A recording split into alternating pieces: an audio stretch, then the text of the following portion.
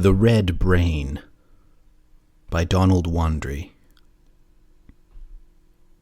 Read by Ken Hunt. One by one, the pale stars in the sky overhead had twinkled fainter and gone out. One by one, those flaming lights had dimmed and darkened. One by one, they had vanished forever, and in their places had come patches of ink that blotted out immense areas of a sky once luminous with stars. Years had passed. Centuries had fled backward. The accumulating thousands had turned into millions, and they too had faded into the oblivion of eternity. The earth had disappeared. The sun had cooled and hardened, and had dissolved into the dust of its grave. The solar system and innumerable other systems had broken up and vanished, and their fragments had swelled the clouds of dust which were engulfing the entire universe. In the billions of years which had passed, sweeping everything on toward the gathering doom, the huge bodies, once countless, that had dotted the sky and hurtled through unmeasurable immensities of space, had lessened in number and disintegrated, until the black pall of the sky was broken only at rare intervals by dim spots of light ever growing paler and darker. No one knew when the dust had begun to gather, but far back, in the forgotten dawn of time, the dead worlds had vanished, unremembered and unmourned. Those were the nuclei of the dust. Those were the progenitors of the universal dissolution, which now approached its completion. Those were the stars which had first burned out, died, and wasted away in myriads of atoms. Those were the mushroom growths which had first passed into nothingness in a puff of dust. Slowly the faint wisps had gathered into clouds, the clouds into seas, and the seas into monstrous oceans of gently heaving dust that drifted from dead and dying worlds, from interstellar collisions of plunging stars, from rushing meteors and streaming comets which flamed from the void and hurtled into the abyss. The dust had spread and spread.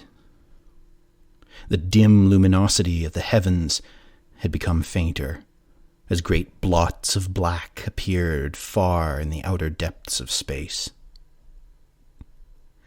In all the millions and billions and trillions of years that had fled into the past, the cosmic dust had been gathering, and the starry horde had been dwindling. There was a time when the universe consisted of hundreds of millions of stars, planets, and suns, but they were ephemeral as life or dreams, and they faded and vanished, one by one. The smaller worlds were obliterated first, then the larger, and so in ever-ascending steps to the unchecked giants which roared their fury and blazed their whiteness through the conquering dust and the realms of night. Never did the cosmic dust cease its hellish and relentless war on the universe. It choked the little aerolites. It swallowed the helpless satellites. It swirled around the leaping comets that rocketed from one black end of the universe to the other, flaming their trailing splendor, tearing paths of wild adventure through horizonless infinitudes the dust already ruled. It clawed at the planets and sucked their very being. It washed hateful, and brooding about the monarchs, and plucked at their lands and deserts. Thicker, thicker always, thicker grew the cosmic dust until the giants no longer could watch each other's gyres far across the void. Instead, they thundered through the waste, lonely, despairing, and lost. In solitary grandeur, they burned their brilliant beauty. In solitary defeat and death, they disappeared. Of all the stars in all the countless host that once had spotted the heavens, there remained only Antares. Antares, immensest of the stars, alone was left, the last body in the universe, inhabited by the last race ever to have consciousness, ever to live. That race, in hopeless compassion, had watched the darkening skies, and had counted with miserly care the stars which resisted. Every one that twinkled out wrenched their hearts. Every one that ceased to struggle and was swallowed by the tides of dust added a new strain to the national anthem, that indescribable melody, that infinitely somber paean of doom, which told a solemn harmony in every heart of the dying race.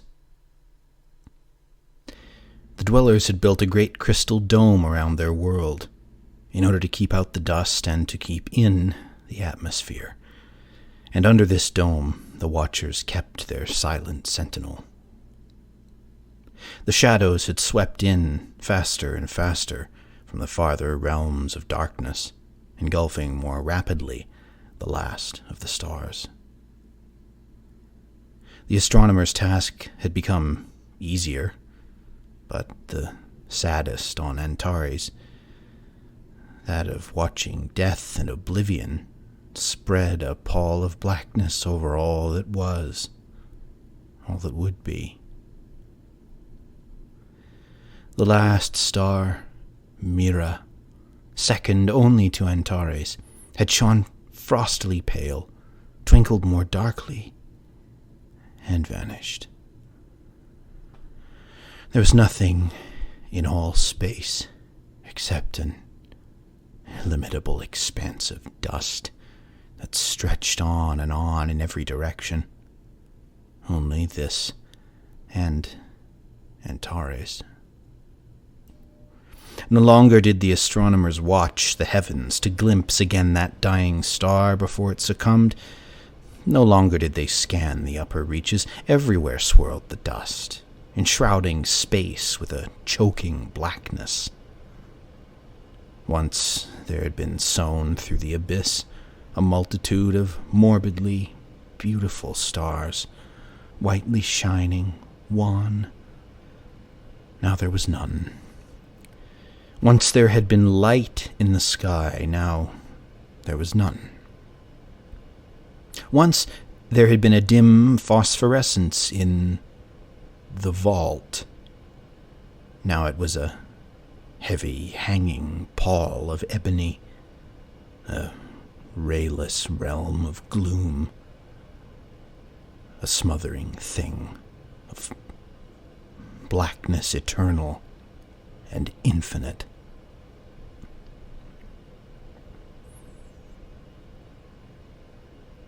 We meet again in this hall of the mist, not in the hope that a remedy has been found, but that we find how best it is fitting that we die.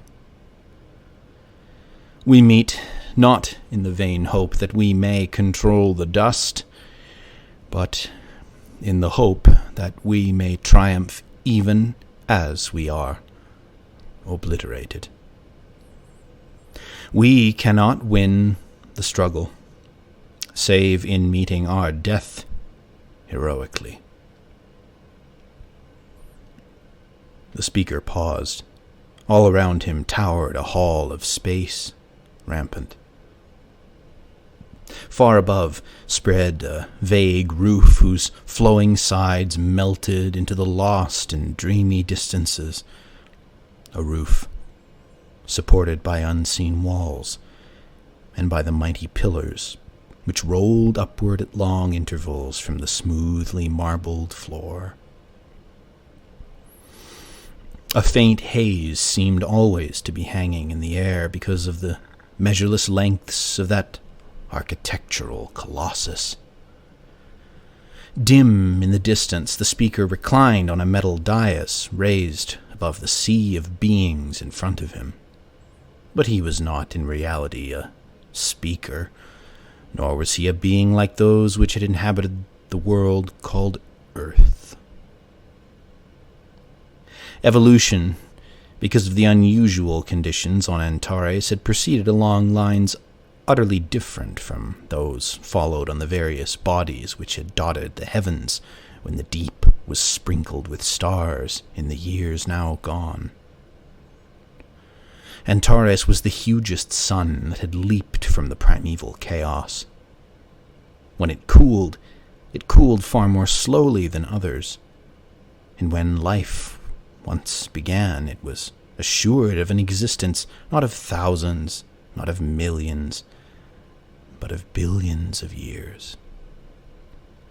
That life, when it began, had passed from the simplest forms to the age of land juggernauts, and so by steps on and on up the scale.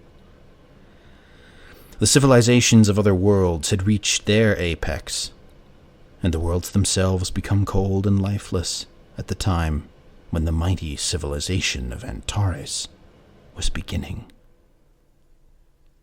The star had then passed through a period of warfare until such terrific and fearful scourges of destruction were produced that in the 2 days' war, 7 billion of the 8.5 billion inhabitants were slaughtered.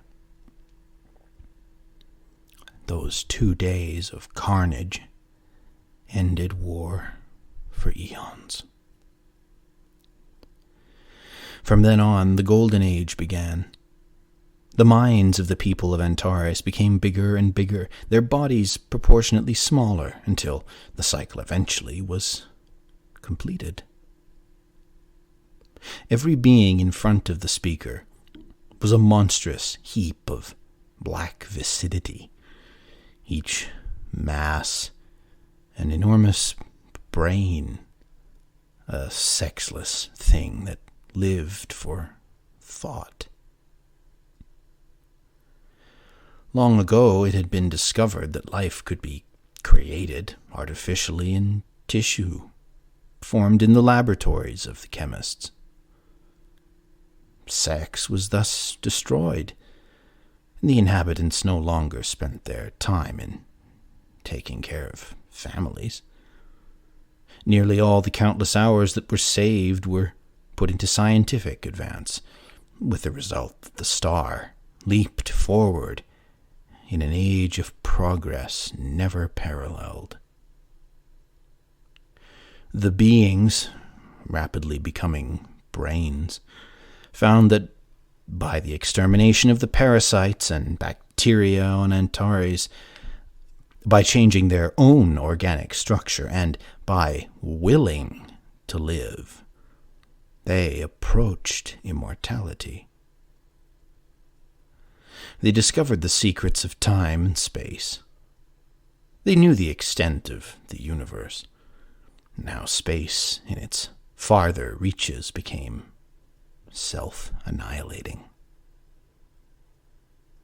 They knew that life was self-created and controlled its own period of duration. They knew that when a life, tired of existence, killed itself, it was dead forever. It could not live again, for death was the final chemical change of life.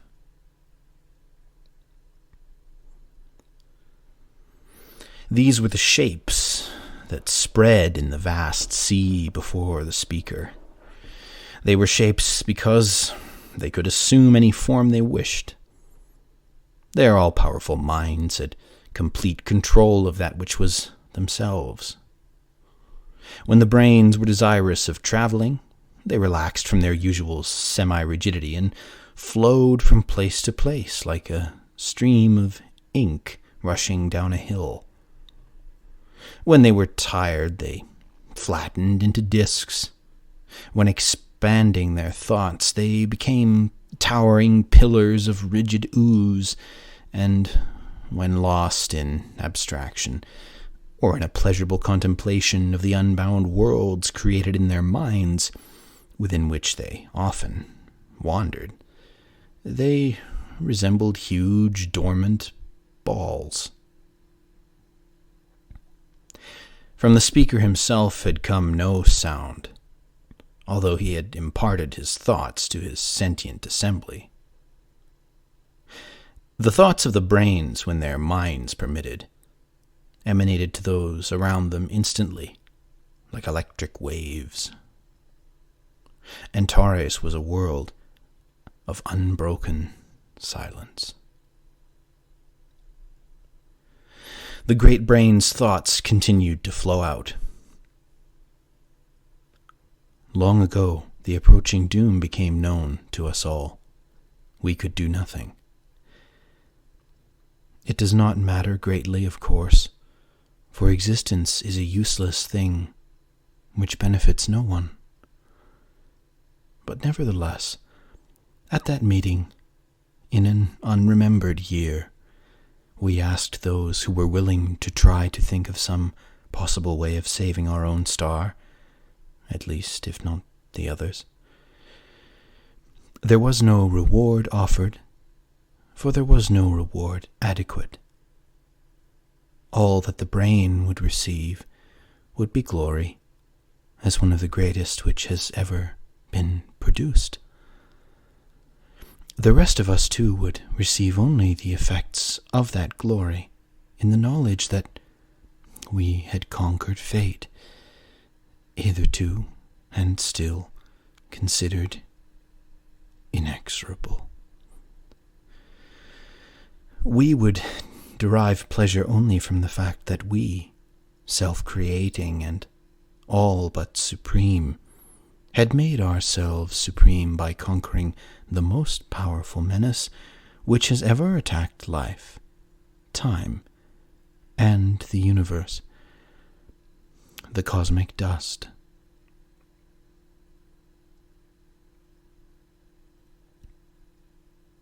Our most intelligent brains have been thinking on this one subject for untold millions of years. They have excluded from their thoughts everything except one question. How can the dust be checked? They have produced innumerable plans which have been tested thoroughly. All have failed. We have hurled into the void uncontrollable bolts of lightning, interplanetary sheets of flame, in the hope that we might fuse masses of the dust into new incandescent worlds.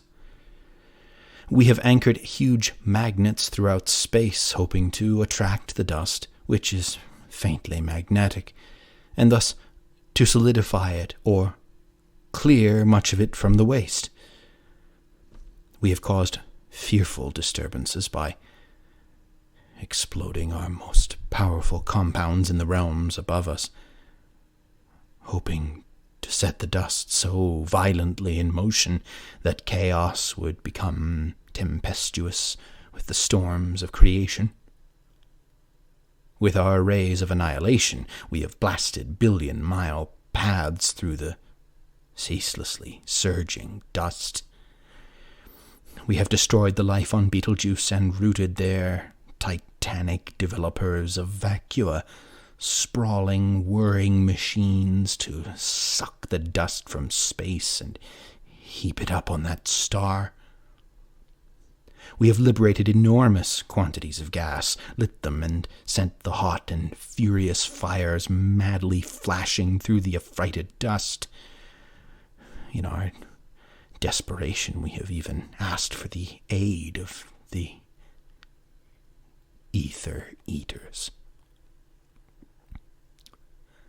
Yes, we have, in finality, exercised our will power to sweep back the rolling billows.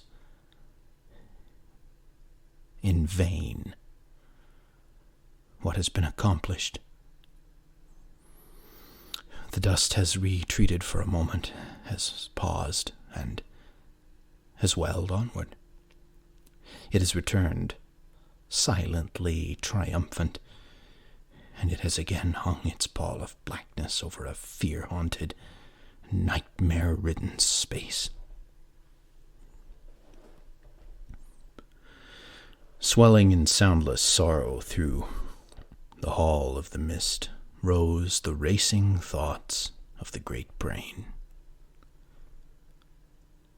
Our chemists, with a bitter doggedness never before displayed, have devoted their time to the production of superbrains, in the hope of making one which they think could defeat the cosmic dust. They have changed the chemicals used in our genesis. They have experimented with molds and forms. They have tried every resource. With what result? There have come forth raging monstrosities, mad abominations, horrors and ravenous, foul things, howling wildly the nameless and indescribable phantoms that thronged their minds. We have killed them in order to save ourselves, and the dust has pushed onward. We have appealed to every living brain to help us. We appealed in the forgotten, dream-veiled centuries for aid in any form.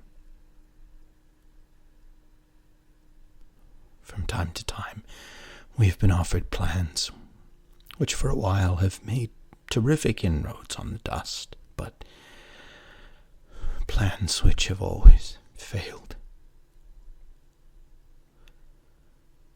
The triumph of the cosmic dust has almost come.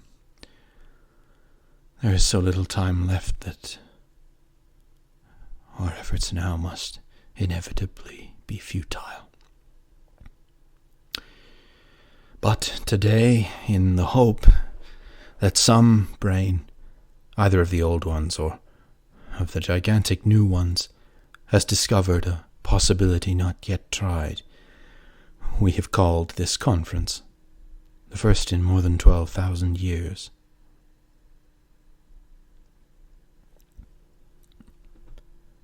The tense, alert silence of the hall relaxed and became soft when the thoughts of the great brain had stopped flowing.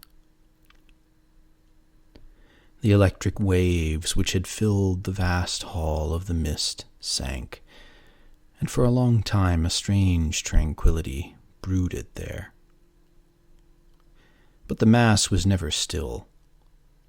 The sea in front of the dais rippled and billowed from time to time as waves of thought passed through it.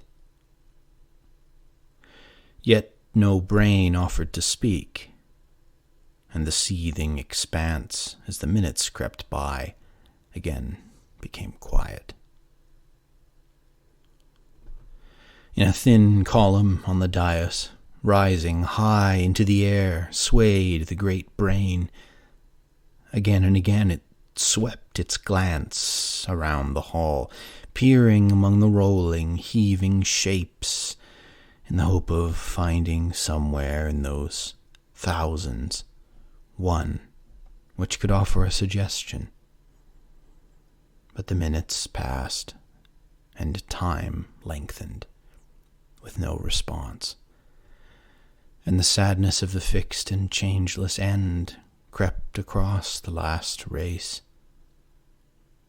And the brains, wrapped in their meditation, saw the dust pushing at the glass shell of Antares with triumphant mockery.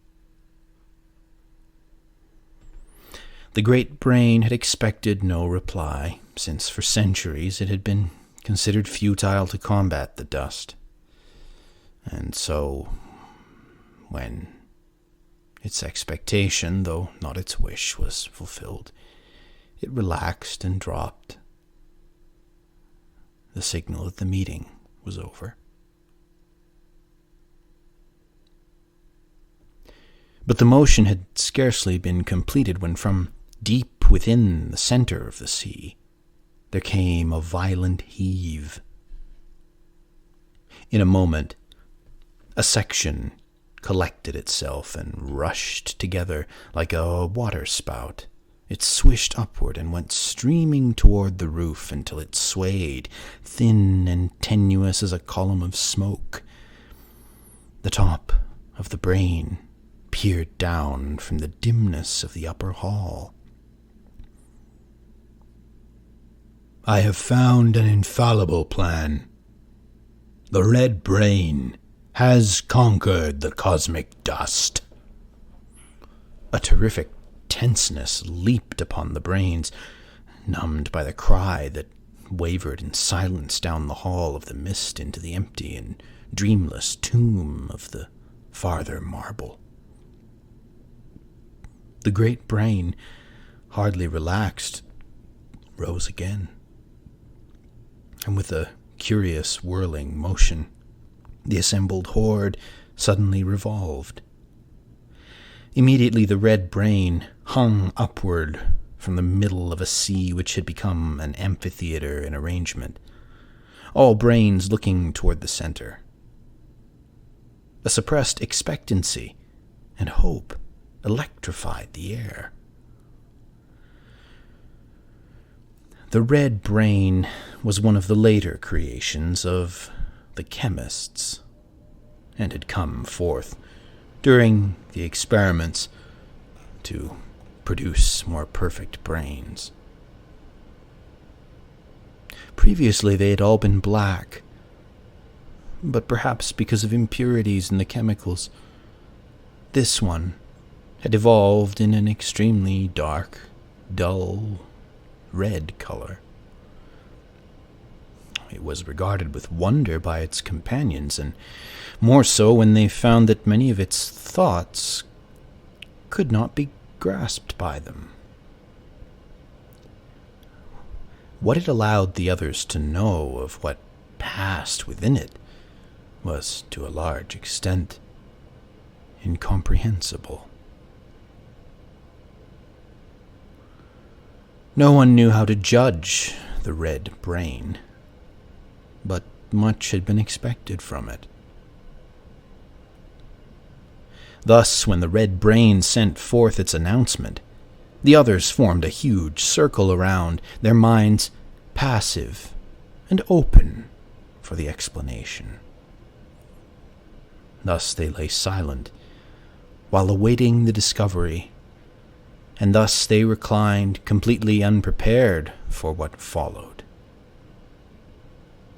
For as the red brain hung in the air, it began a slow but restless swaying, and as it swayed, its thoughts poured out in a rhythmic chant.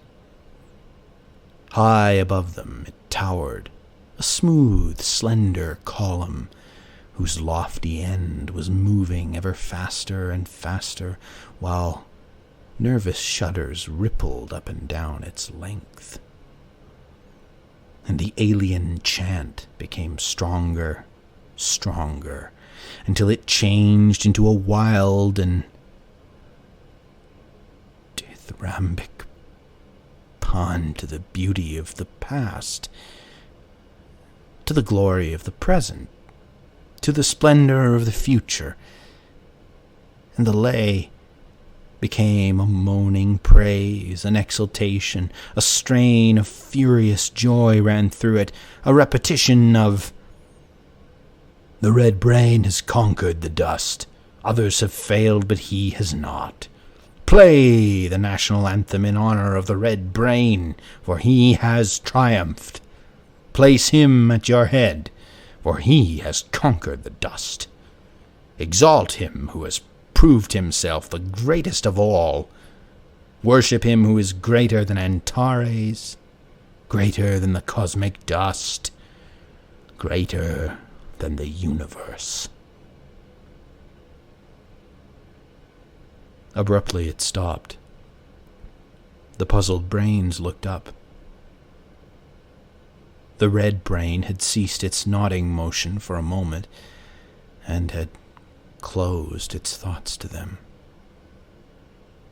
But along its entire length, it began a gyratory spinning, until it whirled with incredible speed.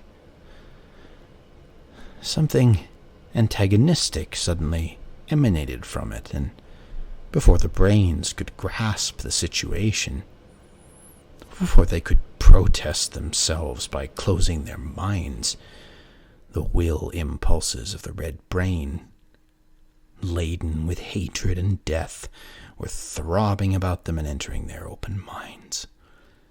Like a whirlwind spun the red brain, hurling forth its hate. Like half-inflated balloons, the other brains had lain around it. Like cooling glass bubbles, they tautened for a second, and like pricked balloons as their thoughts, and thus their lives, were annihilated. Since thought was life, they flattened, instantaneously dissolving into pools of evanescent slime. By tens and by hundreds they sank, destroyed by the sweeping, unchecked thoughts of the red brain, which filled the hall.